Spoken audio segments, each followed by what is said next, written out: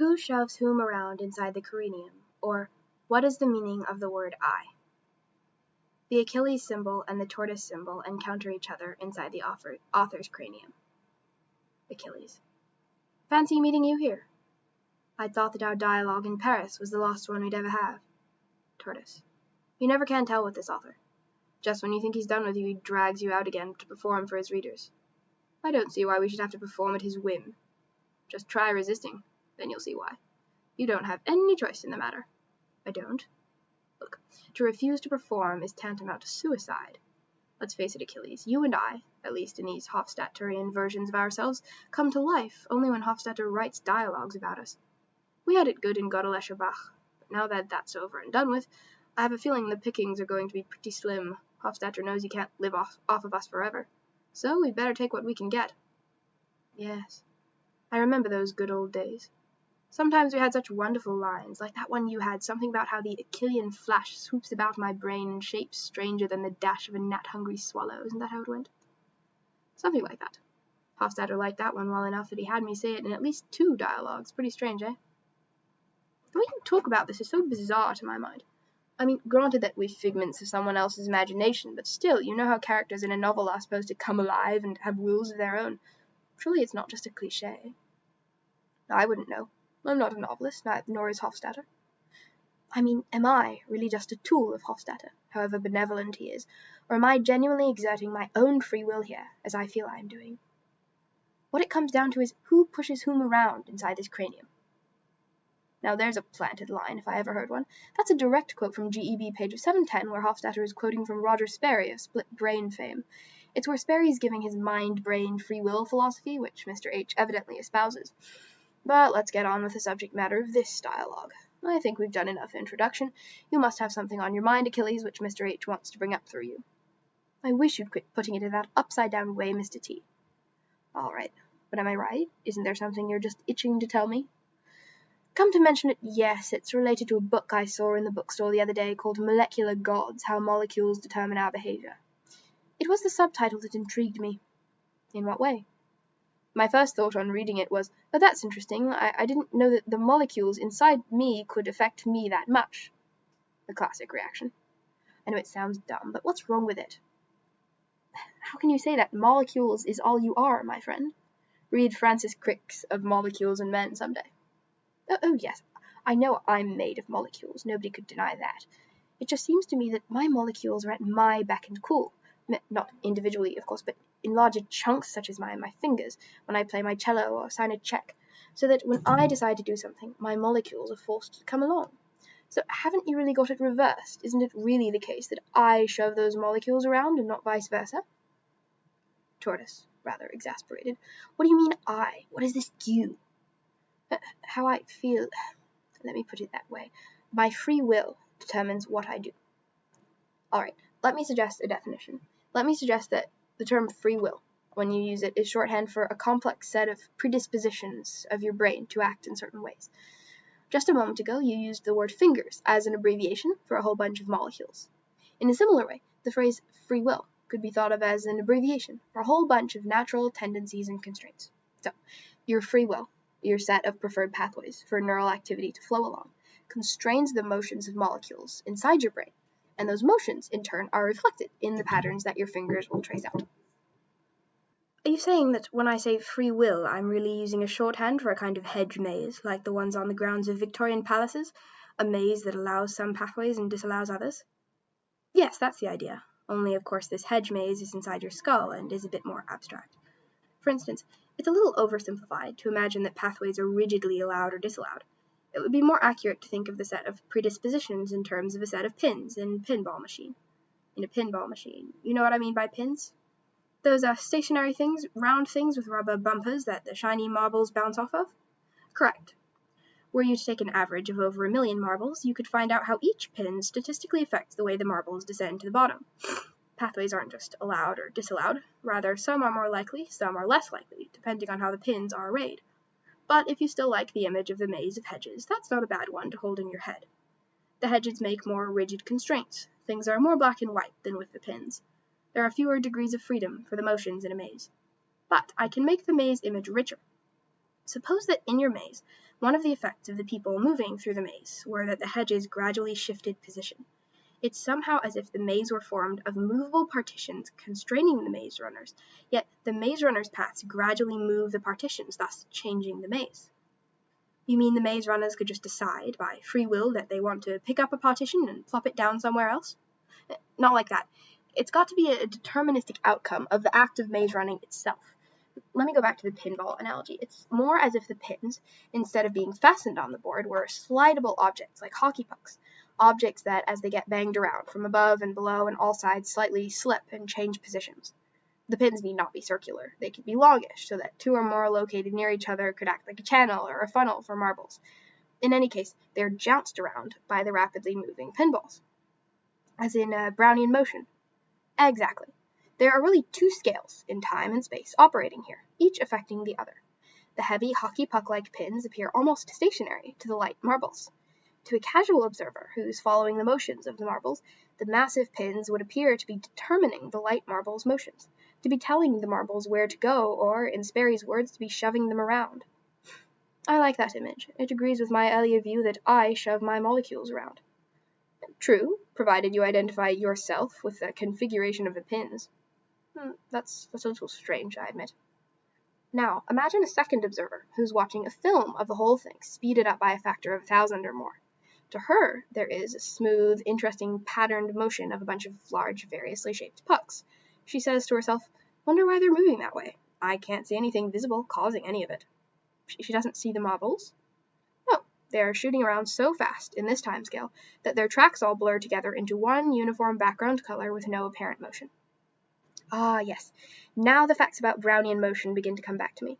I remember how people were mystified by the jostling motions of colloidal particles in solutions when they looked at them under a microscope. They couldn't figure out what was causing such motions. The molecules that were constantly battering at them were too small to be visible, and besides, they were moving too quickly. Exactly. An observer on this timescale might start to develop a sense for the slow drifting patterns of the pucks, even without having any clear notion of what's causing the pucks to move about. It's a natural human tendency, why not?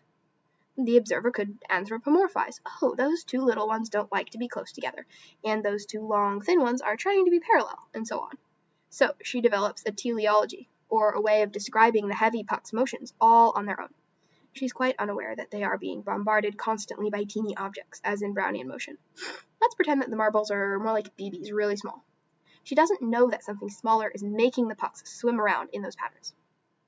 So you can turn a knob on your movie projector and flip back and forth between the fast and slow views, or even smoothly go between them? That's neat.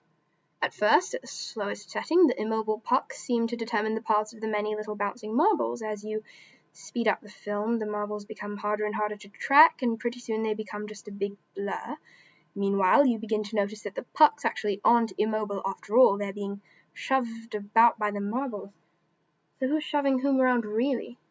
Well, it's mutual, I now see. Good. Now, let me add some more richness to this whole metaphor. Let's say that marbles are constantly being shot in from all sides of the table and also leaving on all sides. You can envision something like a pool table, with a lot of little marble launching stations mounted on the walls and a lot of pockets that act as exits for stray marbles that land in them. The inflow and outflow are equal, so there's no net gain or loss of marbles. And the bombardment is pretty uniform, but not exactly. The marbles are launched according to conditions outside the table. For example, if there's a red light near a marble launching station, that station slows down its firing rate. If a green light is near it, it speeds it up. So you have a set of transducers from external light to internal marble shooting. Now, if the puck observer watches both the lights and the pucks, she'll be able to draw some causal connections between light patterns outside and the puck patterns inside. Using a mentalistic language will become quite natural. For instance, it would sound quite reasonable to say, it saw the green light, it's moving away from it, I guess it doesn't like green, and so on. Now you've got me thinking. I too want to add some strange features. I'll propose a physical linkage between one particular puck and an external arm that can move towards or away from the lights. So, when that puck moves a certain way on the table, the arm may push a light away or pull it closer. Of course, this is very primitive. There are no fingers or anything, but at least there's now a two-way link between the pucks and the lights. Gosh, I'm almost completely forgetting about those marbles careening around down there. I'm just relying on the marble shooters to keep on doing their job without much maintenance or attention needed. All I see now is the seemingly animate interplay, a sort of dance among the pucks, the lights, and the arms. We're really jumping from one metaphor to another, aren't we? And each time we escalate in complexity. Oh well, that's fine with me. No matter how complex the scene gets, you can always slow down the projector, unblur the marbles, and no longer see the pucks moving at all. Of course, but there's now something that bothers me. In the brain, there aren't these large and small-sized units. Everything's uniform, right? I mean, it's all just a dense packing of neurons. So where do the two scales come from? If we go back to the maze and to partitions, there too we had two levels of objects, maze people and maze wolves, each kind pushing the other around. But in the brain this isn't so. Or is it? What else is there besides neural activity? Let's add then a level of detail to our picture that we didn't have before. Let's say there are no pucks at all. There are only marbles and a number of larger, stiff yet malleable mobile metal strips, which I'll also describe as stiff yet malleable membranes, and you'll soon see why. They can be bent into U's or S's or circles. So these things are swimming in the soup of marbles now, but there are no pucks, eh? Right. Can you guess what might happen now? I can imagine that these strips, would you mind calling them stiff yet malleable membranes just to please me? Are you going to pull some acronymic trick off in a moment? Let's see. SYMM doesn't spell anything, does it? Is that really what you want me to call them, Mr. T? In fact, you anticipated me, Achilles. Go ahead and do call them Sims. Is it Achilles? It's Achilles. Alright. So these Sims will now be knocked around along with the marbles, which are bashing into one another. Will the Sims occasionally get wrapped around some group of marbles and form a circular membrane, separating out a group of marbles from the rest? Just call the circular structure so formed a Sim ball, if you please. Oh. I should have seen it coming. Alright, now, I see that in this way structures like pucks are emerging again, only this time as composite structures made up out of many, many marbles.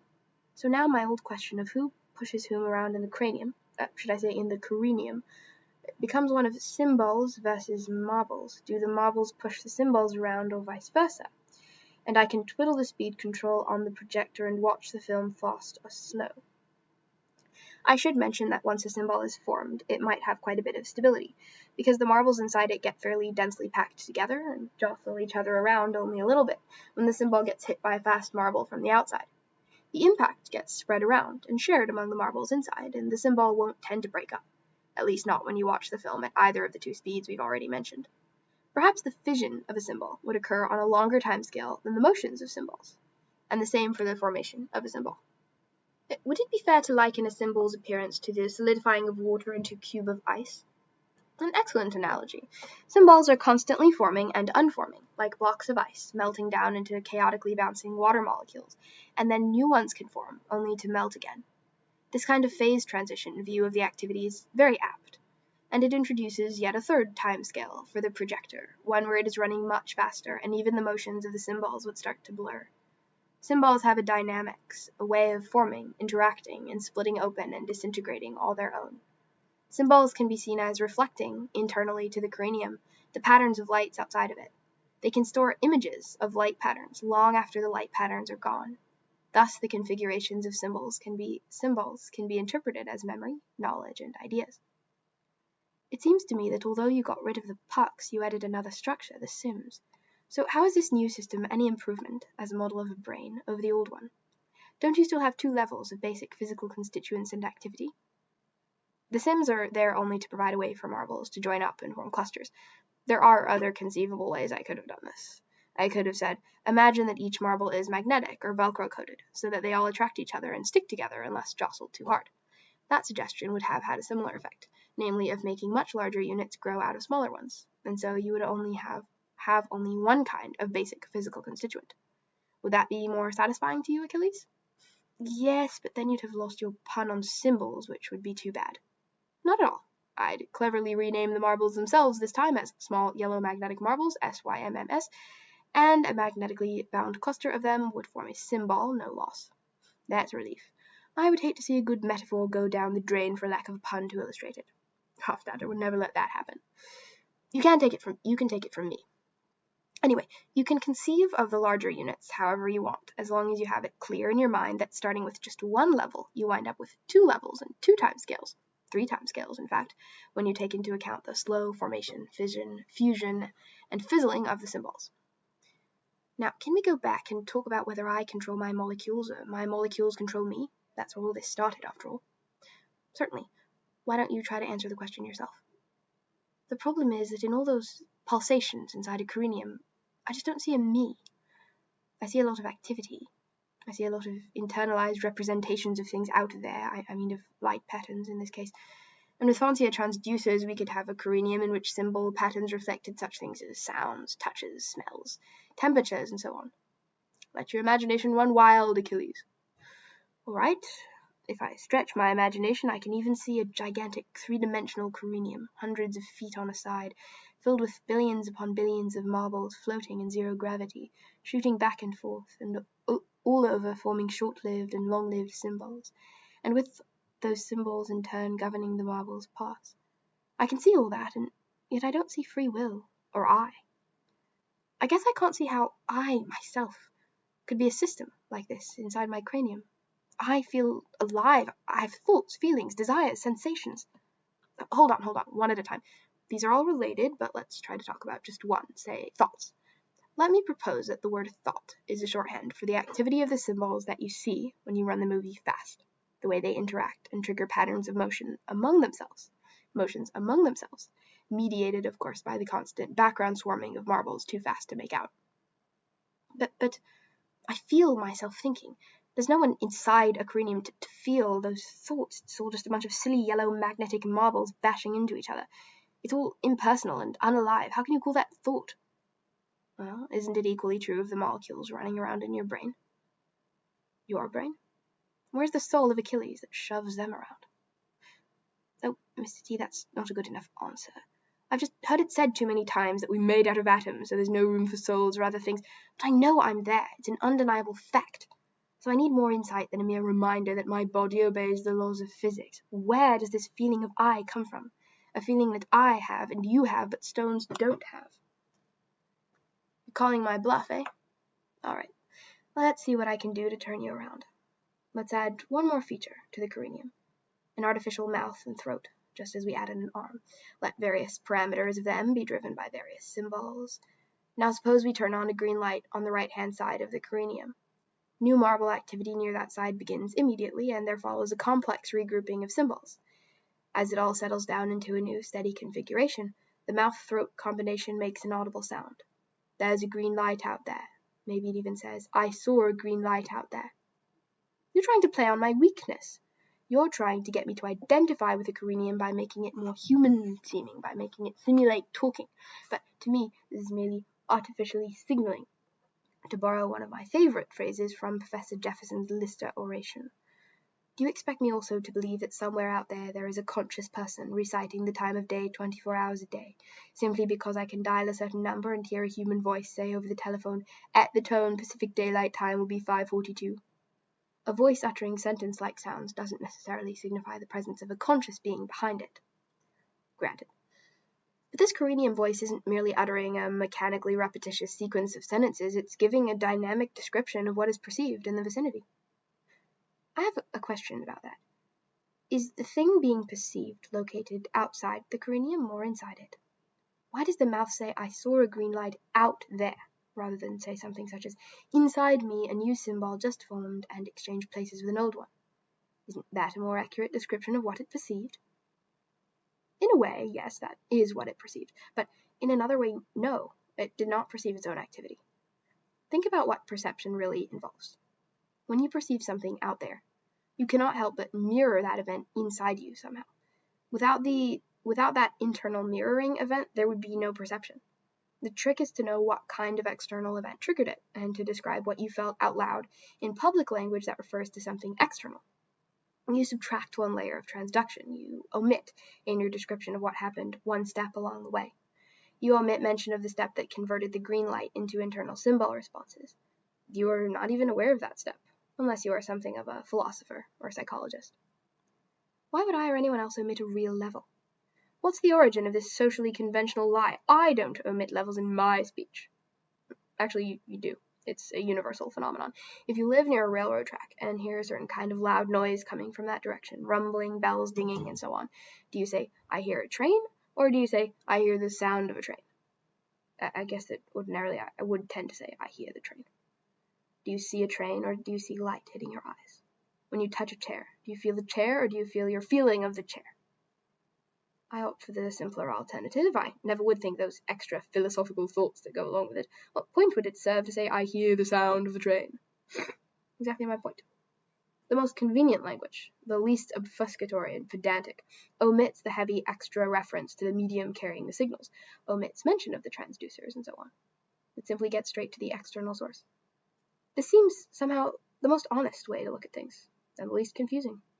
You hear and see a train, not an image of a train, not the light reflected off a train, not retinal cells firing, and most definitely not your perception of a train. We are constructed in such a way as to be unaware of our brain's internal activity underlying perception, and therefore we map it outward. Yes, I see that pretty well. I think I see why a careenium with a voice might talk about a green light, rather than talk about its own symbols. But wait a minute, how would it know anything about green lights? It might prefer to refer to things in the outside world, but nonetheless all it knows about is its own internal state. True, but its way of verbalizing its internal state employs words that you and I think refer to objects and facts outside the careenium. In fact, it too thinks so. But you could very well argue that it is just making sounds, mirroring its internal state in some very complex way. It could be deluding itself. There might be nothing out there to refer to. True, but that's not exactly my question. What I want to know is how come it uses the right words to describe what's out there? Where did it learn to say green light? The same question goes for people. How come we all say the same sounds for the same things? Oh, that's not so hard. I had thought you were asking whether reality exists or not. I quickly tire of such pointless quibbling over solipsism. But let me answer the question you did ask. When you were taught, you saw things, say rattles, and heard certain sounds, namely various pronunciations of the word rattle, at about the same time. Those sights and sounds were transduced from your retinas and eardrums into internal symbol states inside your cranium. Now, as a member of the human race, you were constructed in such a way as to enjoy mimicry, and so you made funny noises, something like waddle, which were then automatically picked up by your eardrums and fed back into the interior of your cranium. You heard your own voice, to your great delight and thrill. You were then able to compare the sounds you'd just made with your memory of the sounds you'd heard. By playing this exciting new game, you were learning the English words for objects. Of course, you started with the nouns for visible objects, but quickly you built on that most concrete level, and over the next few years, you developed a large vocabulary, including such things as ball, pick up, next to, splash, window, 7, sort of, zebra, tongue twister, remember, maze, stretch, by accident, of course, blunder, confetti, equilibrium, analogy, vis-a-vis, chortle, Picasso, double negation, few and far between, neutrino, Weltanschauung, n-dimensional vector space, tRNA, amido-acyl, synthetase, solipsism, careenium. Wait a minute, what about banana split? Now, how did I overlook that? A shameful oversight. But I hope you get the point. I think I see what you mean. Gradually, I internalized a huge set of external, public, oral conventions, namely the English words attached with particular states of my own brain, states that were correlated with things out there. Not just things, actions and styles and relationships and so on, to be sure. But instead of conceiving that the words described my brain state, it was easier to conceive of them as describing things out there directly. In this way, by omitting a level in my interpretation of my own brain state, I cast internal images outwards. A careenium would do likewise, casting its internal symbol patterns outwards, attributing them to some properties of the external world. And if a large number of careenia happened to be located near some specific stimulus, they could all communicate back and forth by means of a set of publicly recognizable noises that are externalizations of their internal states. So it's actually very useful to subtract out the references to the transduction, perception, and representation levels. It all makes sense now. But unfortunately, something else is bothering me. If the system projects all its states outwards, talking about green lights and red lights and traffic jams and so forth, then how is there any room for it to perceive its own internal state? Will it be able to say, I'm annoyed, or I forgot, or I don't know, or it's on the tip of my tongue, or I'm in a blue funk? Or will it project all those inner states outwards as well, attributing weird qualities to things outside of it? Could there be inward-directed transducers that focus on symbols and come up with a representation of symbol activity? That would be a sort of sixth sense, an inward-directed sense. You could call it the inner eye. It's a perfect name for it. The inner eye wouldn't need to do much transducing, would it? Symbol activity is the easiest thing in the world to monitor, because it's right there inside of you. inside you. Now, Mr. T, you always warn me about confusing use and mention. I think you yourself are committing that error here. To have a word such as tortoise in a text is enough to make somebody conjure up the image of a tortoise, but it is not at all the same as making that person start to think about the word tortoise, is it? They may not notice it at all. Point well taken. There is a difference between having your symbols in certain states and being aware of that fact. It's something like the difference between using grammar correctly and knowing the rules of grammar. Now, I sense I could get really confused here. Things could get very tangled. How can symbols watch other symbols? The ones that react to green lights, I can imagine and understand. There are transducers, the marble shooters on the borders. But would there be some symbol that always reacts to, say, the fusion of two symbols? How would it detect such a fusion? What would make it react that way? Would it be a sort of satellite or YouTube plane with an overview of the whole terrain of the brain? And what purpose would it serve? Purpose. Imagine that you were watching an actual careenium, and at a very slow speed, so slow that you could reach down with your hand and pick up and remove an entire symbol before getting struck by any sims careening towards your hand. All of a sudden there would be a vacuum, where before there had been a dense mass of marbles. If you switched speeds now and watched the results in the symbols timescale, you'd see a massive regrouping of symbols all over the careenium, a kind of shudder, passing through the whole system, as all the various symbols come to occupy slightly different positions. You could call such a shudder a mindquake. An excellent suggestion. Various types of mindquakes would have characteristic qualities to them. They would have signatures, so to speak. Now, if you, Achilles, an observer from the outside, could learn to recognize such a signature, then why couldn't the system itself from within be even more able to do so? Such a mindquake would be, after all, just as tangible to the system as is an increase of marble firings on any side. Both are simply internal events, even though one is triggered by something external while the other is set off by something internal events. So, would there be various seismometer symbols, each one sitting there waiting to feel a specific kind of mindquake, and when that happens it would react? Sure. And for each type of mindquake, there is a special symbol just sitting there like a pencil on end, and when its type of mindquake comes along, it topples.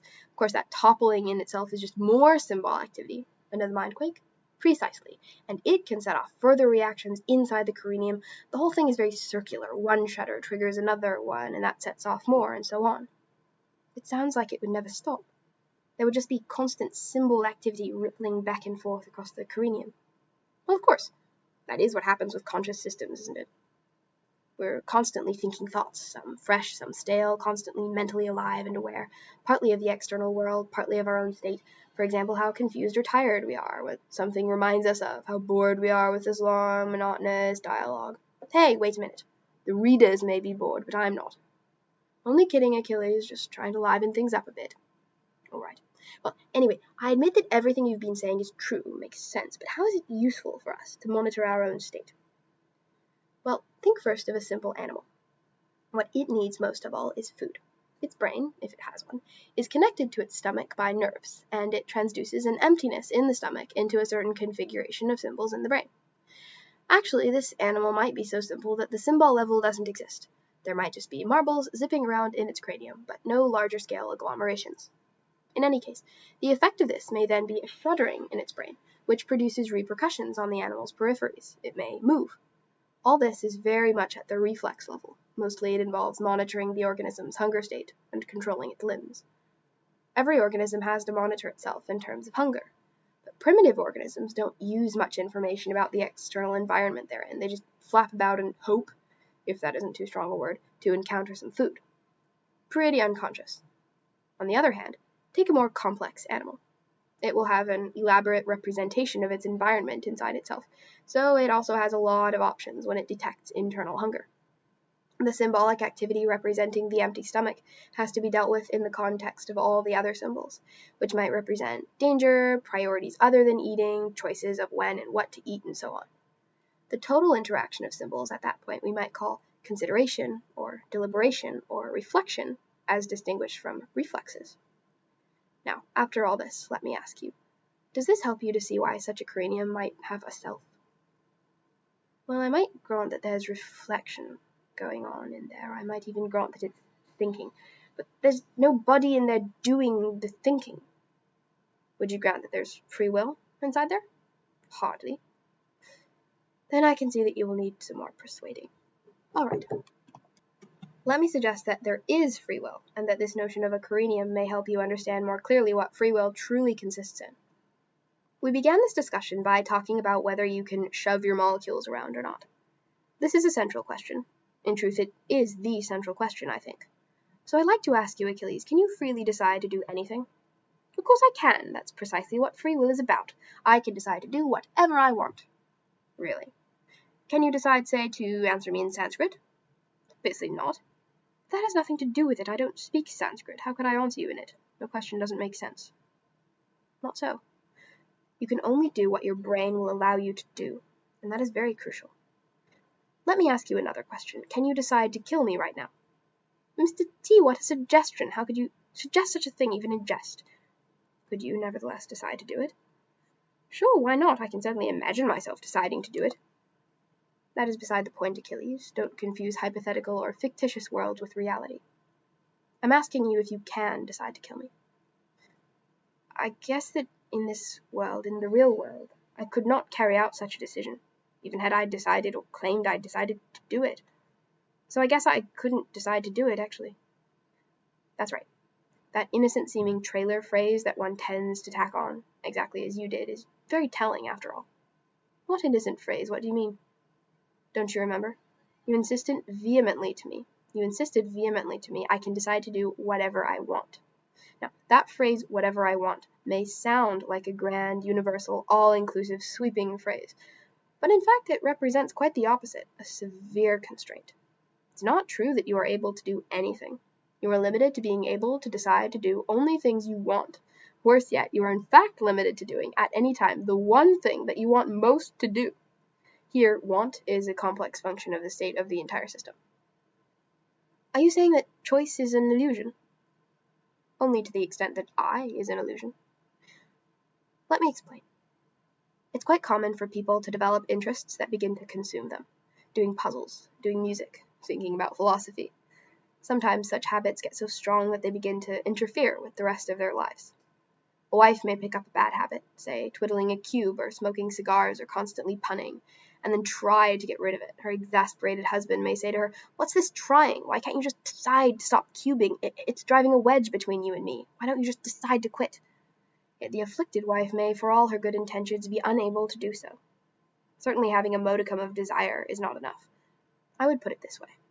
The husband is appealing to what I would call his wife's soul, a coherent set of principles and tendencies and interests and personality traits and so forth that represent to him the person that he married. They have always before seemed to provide reasons or explanations for his wife's character, and he loves her for that aggregate of ways of being. So he appeals to this soul to put a clamp on its new obsession. But once the wife starts twiddling her cube, a part of her takes over. She gets obsessed, or should I say possessed, by one of her own subsystems. Possessed is the word for it. I myself find it very hard to stop practicing a piece on my cello once I have gotten into the swing of it. Before I start, I think, now I'll just play this piece one time, or I'll just eat one potato chip, or I'll just solve the cube one time. But then, once I've let myself start, I'm no longer quite the same person. Some things inside me have subtly shifted, and the new me thinks, that guy said he'd only do it once, that's what he thought, but I know better. There is a kind of inner inertia that makes me want to continue, even when there are other things I would also like to do. It's as if some part of you just slips away from a higher level of control. Some subsystem gets out of control and won't obey the soul on top, like a bucking bronco unwilling to obey its rider. The powerful image. In such cases, the wife herself may be confused and torn. Her inner turmoil is like that of a country in inner strife. There are factions battling each other. Only in this case, the factions are neural firings, not people, of course. On some level, this woman may feel she wants to be able to decide to give up her habit, yet she may not have enough neurons on her side. And as in a country where the people won't support the government, so here the soul has to have support of its neurons. It can't just arbitrarily shove them around in reality. I'm all confused. Who is in control here? We'd like to be able to say that the symbols can decide to do arbitrary things, but they are constrained. They are in a system that wants its parts to move in some ways, but doesn't want them to move in others. We could come back to the hedge maze metaphor to make this more vivid. Yes, but that applied to the lower level objects, marbles, sims, neural firings. Exactly. The heavyweight entities, hedges, pins, symbols, constrain the lightweight entities, maze runners, pinballs, sims. But in revenge, the little things acting together control how the high-level ones are arrayed. So nobody's free here. Well, from the outside, that's the way it seems. But on the inside, the system may feel, just as you did, that it can decide to do whatever it wants to do. But, mind you, two symbols in a careenium aren't free to decide arbitrarily on their own to move in, say, parallel. They have to have the cooperation of the marbles. The marbles have to do the work for them. Similarly, when the unhappy wife tries to decide to give up her cubing or punning habit, she can't do it without the agreement, the support of her neurons. You make the wife sound like a general trying to marshal unruly neurons, to force them into line when they have their own paths to follow. A military general has some degree of power over his soldiers, so he can coerce them to some extent, but only so far. Beyond that, they'll mutiny. So the general has to go along with the tide. He can't really dictate policy, he can only resonate with it. It's true. However, sometimes an unexpected shift at a higher level can precipitate an abrupt phase transition at lower levels. A million tiny things suddenly find themselves swirling around in unexpected ways and realigning in totally novel higher level patterns. Once in a while, just once in a while, the general can gain control of those unruly neurons, but only when they themselves don't know what they want, haven't reached any kind of consensus, and are instead in a malleable, leadable, chaotic state. It sounds like you're describing a snap decision, an exercise of pure willpower, such as when I say to myself, I'm going to quit cubing right now, or I'm going to stop feeling sorry for myself and go out and get something done. But if I understand your way of looking at this kind of thing, even a phrase like snap decision is really just a kind of shorthand for summarizing a lot of low-level activity. Is that so? It seems to me it would have to be so, in your picture. You're right. Saying something like snap decision is really a coarse-grained manner of speaking about a huge cloud of neural activity, like a huge blurry cloud of sims in a careenium projected at high speed on the screen. And sometimes the activity of neurons inside a cranium, or of sims inside a careenium, lends itself admirably to such a high-level, coarse-grained, symbolic description, or, in the case of a careenium, a symbolic description. Not always. Are all ponds always frozen? Oh, I see what you mean. If the relevant portions of the careenium are frozen, so that they form macroscopic high-level structures like blocks of ice on a pond, then a symbol-level description can be made. One set of symbols is seen to affect other sets of symbols regularly and predictably. Whereas if there are no symbols, just a lot of stray sims, careening around like water molecules with nothing to constrain them except the careenium's boundary, then it's kind of chaotic, and no higher level description applies. But when the whole careenium is symbolic, when the phase transitions have taken place, then the person, the careenium, feels very much in control of his or her thoughts. Its thoughts? Yeah, that's what I meant, its thoughts. But when not enough phase transitions have taken place, then there's an indescribable hubbub, random sims careening all over the place without orderly constraints. But I wonder what it's like when the brain is in sort of a halfway state, when there are lots of symbols, but at the same time still a lot of stray sims that belong to no one. It reminds me of a half-frozen lake in early winter or early spring, when the molecules have only half coalesced into large blocks of ice. That's a wonderful state to be in. I find I'm most creative when I feel my brain consisting of such halfway coalesced symbols, neurons acting somewhat independently, somewhat collectively. It's a happy medium, where neural bubblings cooperate with symbolic channelings and yield the most creative, fulfilling, semi-chaotic sense of aliveness. You think some of that uncoalesced freedom is essential for creativity? I was convinced of it by Hofstadter, who certainly feels that way. In G.E.B., writing about his plight as a writer, he portrayed himself as suffering from helplessness of the top level. For although he, or his symbol level, may in some sense have decided what to write, still he is entirely and utterly dependent on vast, cooperating teams of unknown neurons to come up with imagery and ideas and choices of words and sentence structures. Those lower-level items feel to the top level as if they bubble up from nowhere. But in reality, they are somehow formed from the churning, seething masses of interacting neural sparks, just as patterns of symbol motions emerge out of the chaotic Brownian motion of the many tiny sims. And a few of those ideas make it out through the narrow channel of verbalization, like grains of sand passing through the narrow neck of an hourglass. Yet, most likely, Hofstadter will insist that he himself is responsible for this dialogue, will desire the credit to accrue to him. To the overall system that constrained the marbles to jounce in those ways. It is hard to assign credit or blame once you start analyzing thought mechanistically. I see that decision and choice are very subtle concepts that somehow have to do with the ways in which constraints on two different levels affect each other reciprocally and at two different timescales inside a cranium or careenium. You're getting the idea? You know, now that I think about it, sometimes the decisions that I make seem to be slow, percolating processes, things that are utterly out of my control. In fact, a rather gory image that illustrates this idea flashed before my mind's eye while we were talking about the difficulty of breaking out of mental ruts. What was that? I imagined a grim scene, where a man's young wife is in a car crash and is badly mangled. He will certainly react. Perhaps he will react with love and devotion, perhaps with pity. Perhaps he will even react with revulsion to his own dismay. But it occurred to me that in such emotionally wrenching cases, you can hardly decide what you will feel. Something just happens inside you. Subtle forces shift deep inside you, hidden, subterranean. It's quite scary in a way, because in real crises like that, instead of being able to decide how you act, you find out what sort of stuff you're made of. It's more passive than active. Or, more accurately put, the action is on levels of yourself that are far lower, far more microscopic than you have direct control over. Correct. You and your neurons are not on speaking terms, any more than a country could be on speaking terms with its citizens. There is in both cases a kind of collective action of a myriad tiny elements on low levels that swings the balance, exactly as in a country that decides to go to war or not, and will flip or not, depending on the polarization of its citizens. And they seem to align in larger and larger groups, aided by communication channels and rumors and so on. All of a sudden, a country that seemed undecided will just swing in a way that surprises everyone. Or, to shift imagery again, it's like an avalanche caused by the collective outcome of the way that billions upon billions of snow crystals are poised. One tiny event can get amplified into stupendous proportions, chain reaction.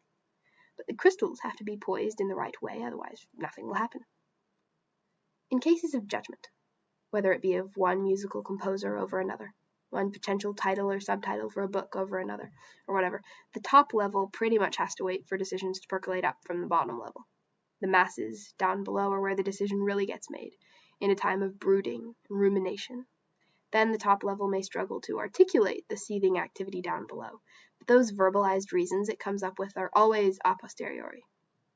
Words alone are never rich enough to explain the subtlety of a difficult choice. Reasons may sound plausible, but they are never the essence of a decision. The verbalized reason is just the tip of an iceberg. Or, to change images, conflicts of ideas are like wars in which every reason has its army. When reasons collide, the real battleground is not at the verbal level, although some people would love to believe so. It's really a battle between opposing armies of neural firings, bringing in their heavy artillery of connotations, imagery, analogies, memories, residual atavistic fears, and ancient biological realities. My goodness, it sounds terrifying. You make the battlefield of the mind sound like a vast mind battlefield, or a treacherous ice field on a steep mountain face. I never realized that a mechanistic explanation of thinking could sound so organic and living. It's sort of awful, and yet it's sort of awe-inspiring as well. But I am very confused now about the soul, the free will. I think that all these strangely evocative images have brought us back to your original perplexity over the question of who pushes whom around in the cranium. Would you now be inclined to say, Achilles, that your molecules push you around, or that you push them around? Actually, I'm not sure how this I fits into a cranium or a careenium. You've got my head so spinning now that I don't know what's up or down. Wonderful. At least now your mind may be malleable. Do you see how free will in a careenium is actually constrained, physically constrained, I mean, by the wants of the system? Yes. I see that these seemingly intangible wants are actually physical attributes of the overall system, tendencies to shun certain modes of behavior or to repeat certain patterns. So, in a way, I can see that a careenium has free will, in this constrained sense of freedom. Maybe free will should be renamed free won't. Oh my, Achilles, did you just make that clever one up? I don't know, it just came to me. I never thought about it. It just bubbled up from nowhere. I don't know who deserves the credit. Maybe Hofstadter made it up. Or maybe it just bubbled up inside his brain, although I don't quite see the difference. It sounds like the sort of thing Hofstadter's friend Scott Kim would say. I still wonder, though, could careenium symbols actually decide to do anything on their own? They certainly can't disobey the way the Sims push them around. But on the other hand, the Sims are always poised in just such a way that the one internal event that the symbols most want to happen will happen. Isn't that a miraculous coincidence? Now that I understand how this all comes about, I can see that it's not at all a coincidence. By the definition of want, the symbols will get shoved around the way they want to be, whether they like it or not. I guess that the real conviction of having a free will would arise when, repeatedly and reliably, a collection of symbols wants something and then watches its desire getting carried out. It must seem like magic. It's what happens when you decide, say, to sign your name.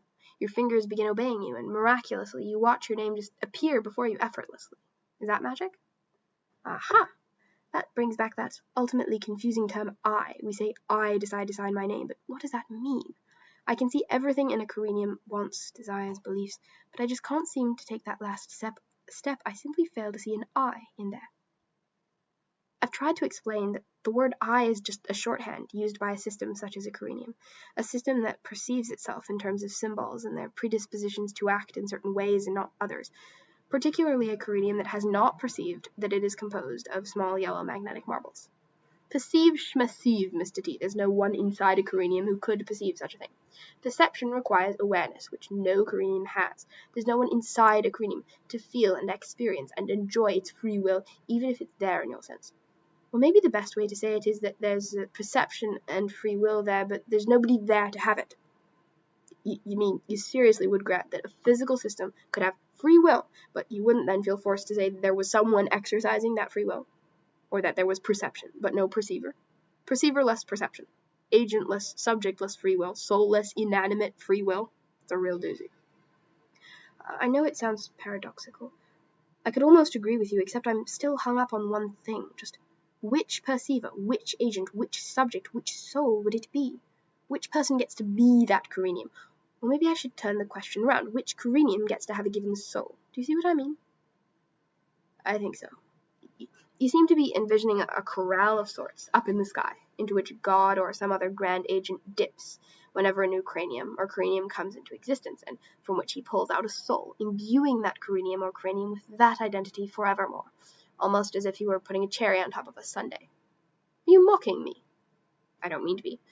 If it sounds that way, it's only because I'm trying to take what I think your implicit notion of soul is, and to characterize it explicitly by putting it into as graphic terms as possible, even if silly. But if you subtract the imagery of a corral and God and cherries on Sundays, am I not putting into words the gist of your view? In a way, I suppose so, only you've made it sound so silly that I hesitate to adopt that view now. It's so tempting to think that different eyes are just out there, dormant, waiting to be attached to structures like saddles put on horses or cherries on Sundays. Then, once they are in a place, suddenly there is a consciousness that wakes up.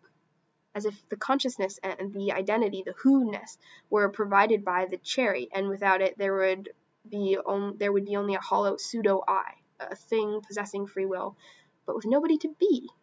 Isn't that a little sad? Wouldn't you feel sorry for such a poor, deprived entity? Oh no, of course you wouldn't. There would be no one to be sorry for, right? Well, it's hard to see where a sense of who I am could come to a bunch of marbles in a careenium, or even to a collection of firing neurons.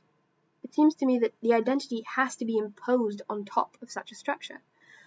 A careenium is a complex pinball machine, a heap of metallic machinery, even if, unlike pinball machines, some of its states represent the world and its workings, but until you add some sort of living flame to that heap, it's empty, soulless. You need flame, although I admit I don't know quite what I mean by that term, to turn a physical object into a being, just as you need a flame to turn a pile of wood into a fire. No matter how much lighter fluid you pour on it, without a flame, it's still inert. Wait a minute. A pile of wood starts burning when you set flame to it. But does it acquire a soul at that moment? No. As you said, it simply becomes active instead of inert. Any old flame would do.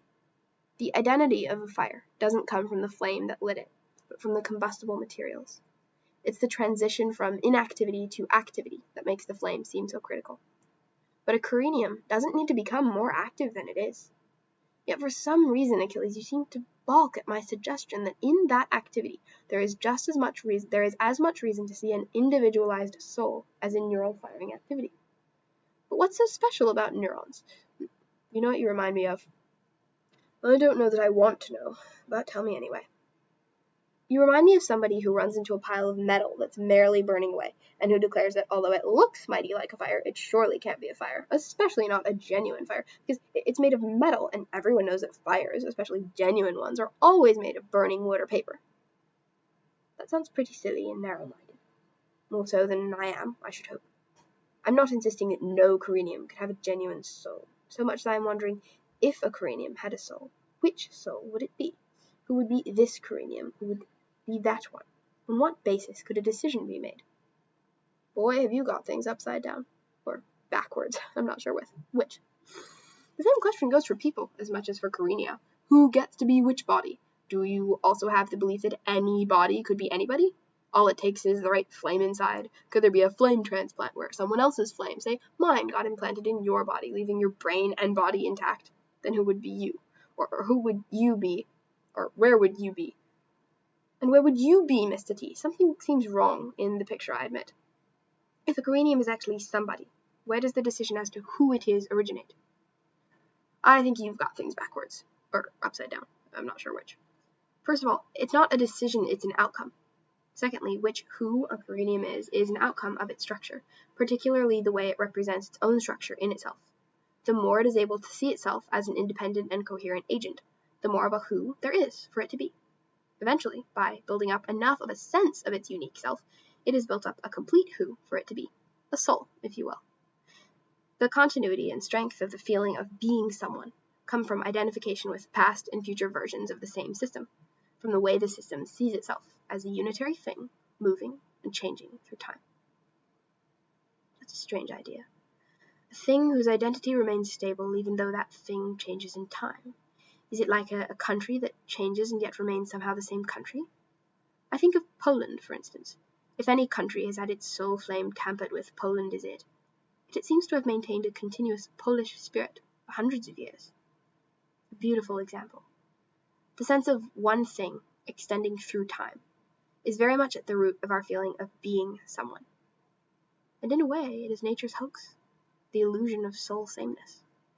Or, if you prefer to not to call it an illusion, you can say that the ability of an organism to abstract, to think it sees some constant thing over time, that it considers itself even as to think it sees some constant thing over time, that it considers itself even as it changes, makes that organism's soul not an illusion.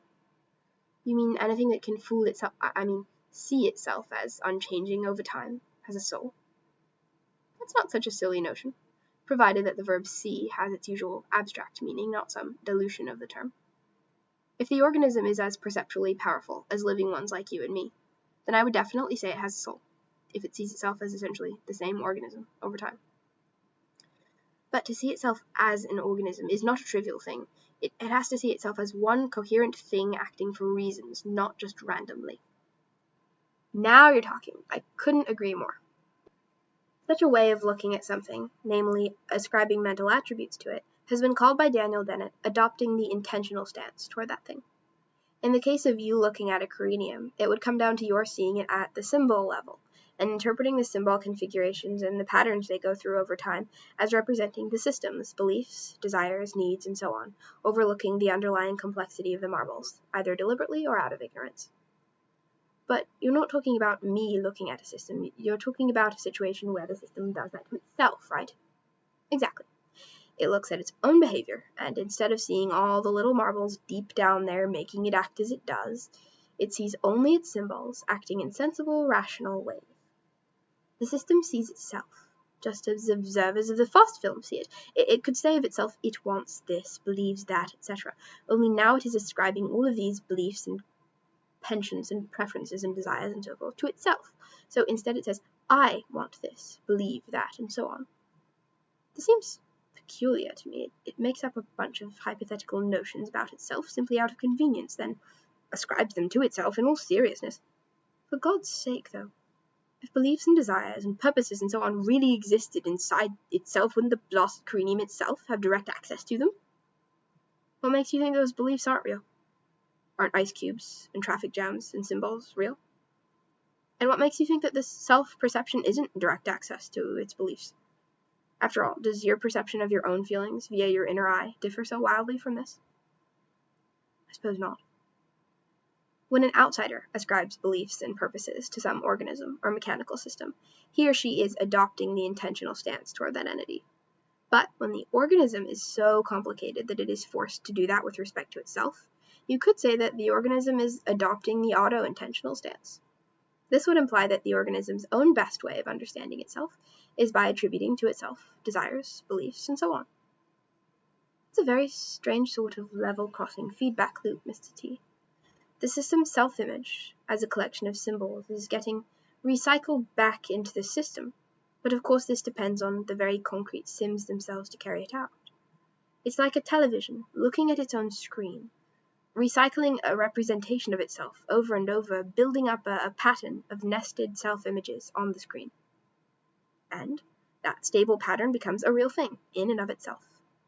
If you were a careenium, merely by adopting the auto-intentional stance toward yourself, you would create a self-perpetuating delusion. As soon as you create this illusion that there is just one thing there, a unitary self, with beliefs and desires, rather than just a mere bunch of goal-less and soulless marbles, then that illusion re-enters the system as one of its own beliefs. The more that illusion of unity is cycled through the system, the more established and hardened and locked in the whole illusion becomes. It's like a crystal whose crystallization, once started, somehow has a catalyzing effect on its further crystallization. Some sort of vicious closed loop that self-reinforces, so that even if it starts out as a delusion, by the time it is locked in, it has so deeply permeated the system's structure that no one could possibly explain how or why the system works as it does without referring to its silly, self-deluding belief as in itself as a self. But by that time it isn't so silly anymore, is it? No. By then it has to be taken quite seriously, because it will have a lot of explanatory power. Once the self has become so locked in or reified in the system's own set of concepts, this fact determines much of the system's own future behavior, or at least if you are restricted to watching the fast projector, to looking at the symbol level. That is the easiest way to understand matters. And the curious thing is that this same level-crossing feedback loop of adopting the auto-intentional stance takes place in every careenium of sufficient complexity, so that whichever careenium you take, the stable self-image pattern that it finally establishes in this loopy way is isomorphic to the stable self-image pattern in every other careenium. Bizarre. The medium is different, but the abstract phenomenon it supports is the same. It's universal. That's sort of hard to grasp. Maybe so, but it's right. They all have isomorphic, identical senses of I. As Erwin Schrödinger suggested, there is just one sense of the word, just one referent, just one abstract pattern. Yet each one seems to feel it knows it uniquely. There's a kind of fight for sole possession of something that everyone shares. Sole possession, Mr. T. It was unintentional, Achilles. Quite unintentional. Do you really believe there is just one I, Mr. T? Not quite. An exaggeration for rhetorical purposes. The real point is, there's only one mechanism underlying I-ness, namely the circling back of a complex representation of the system together with its representations of all the rest of the world. Which you are is determined by the way you carry out that cycling, and the way you represent the world. So you mean the tool that determines who I am is the set of experiences some organism has gone through? Not at all. I said the way things are cycled, not which things are so cycled and represented. You've got to distinguish between the set of objects represented and the overall style or spirit with which they are represented. It's that spirit that determines how the loop will loop. That's what creates the uniqueness of each I. Well, Mr. T, I think I am beginning to see your point. It's just so hard emotionally to acknowledge that a soul emerges from so physical a system as a careenium. The trick is in seeing the curious bidirectional causality operating between the levels of the system, and in integrating that vision with a sense of how symbols have representational power, including the power to recognize certain qualities of their own activity, even though approximately. This is the crux of the mental and the source of the enigma of I.